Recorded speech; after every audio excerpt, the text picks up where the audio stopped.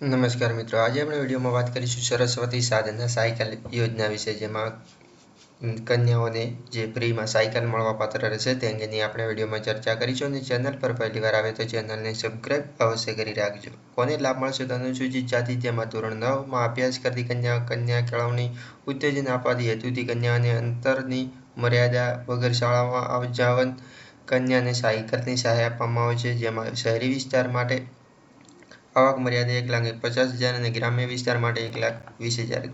લાભ ક્યાંથી મળશે તો નાયબ નિયામક અનુસૂચિત જાતિ કલ્યાણ કચેરી રાજકોટ, જે શહેરી વિસ્તાર માટે, ગ્રામ્ય વિસ્તાર માટે જિલ્લા પંચાયતમાં અને સમાજ કલ્યાણ નિરીક્ષકે સંબંધિત તાલુકામાં સહાય માટે અરજી કરી શકો છો. કેટલો લાભ મળશે તો તેને ભેટ સ્વરૂપે સાયકલ આપવામાં આવશે. કયા કયા પુરાવા જોઈશે તો આવકનો દાખલો અને જાતિનો દાખલો.